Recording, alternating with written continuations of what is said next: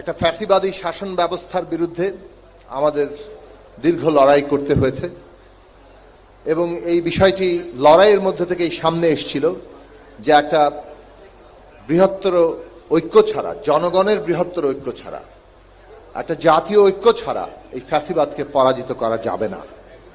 সেই জাতীয় ঐক্য গড়ে উঠেছিল, যার যার অবস্থান থেকে লড়াই হয়েছে, যুগপৎ ধারায় লড়াই হয়েছে, যারা পেরেছেন জোটগতভাবে লড়াই করেছেন এবং কেবল আমরা ফ্যাসিবাদের বিরুদ্ধে একসাথে হয়েছি একটা ফ্যাসিস্ট শাসককে ক্ষমতা থেকে সরাতেই নয়, বাংলাদেশের জনগণের সামনে বিদ্যমান ব্যবস্থা বদলের একটা স্বপ্ন এই লড়াইয়ের মধ্যে দিয়ে তৈরি হয়েছিল।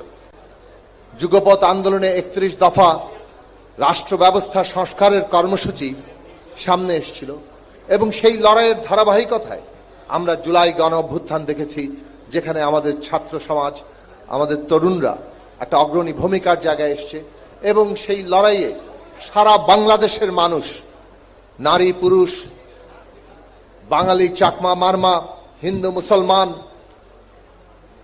ছাত্র তরুণ যুবা শ্রমজীবী মানুষ সকলেই, এমনকি শিশুরা পর্যন্ত, বয়োবৃদ্ধরা সকলেই শহীদ হয়েছেন।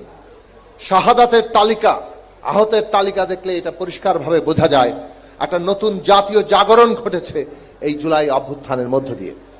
অভ্যুত্থান একটা বিপ্লবী সম্ভাবনা তৈরি করেছে আমাদের দেশের সামনে, আমাদের দেশের পুরো ভবিষ্যতের সামনে।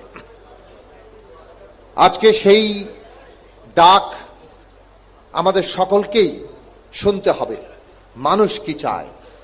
এবং বাংলাদেশের অন্যতম বৃহত্তম রাজনৈতিক দল হিসেবে বাংলাদেশ জাতীয়তাবাদী দল বিএনপির সামনে জনগণের এই যে আকাঙ্ক্ষা, সেটা পূরণ করার একটা চ্যালেঞ্জ হাজির হয়েছে।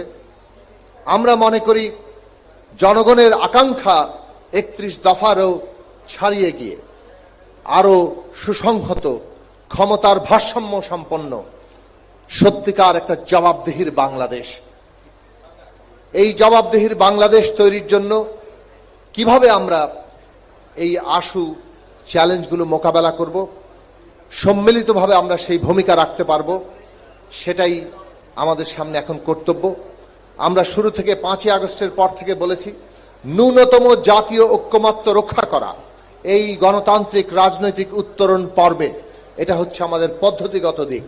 এই পদ্ধতি, যেহেতু এই অভ্যুত্থান একটা সামষ্টিক অভ্যুত্থান ছিল, যেহেতু এই অভ্যুত্থান আমাদের তরুণদের সাথে সাথে রাজনৈতিক দল, শ্রেণী পেশার সংগঠন, সমস্ত সমাজের বিভিন্ন অংশের মানুষ তাদের অংশগ্রহণের মধ্য দিয়ে হয়েছে, কাজেই ন্যূনতম জাতীয় ঐক্যমত্য এই অভ্যুত্থানই পদ্ধতি আকারে আমাদের রাজনৈতিক উত্তরণ পর্বের জন্য আমাদের সামনে পথ নির্দেশক হিসেবে হাজির হয়েছে।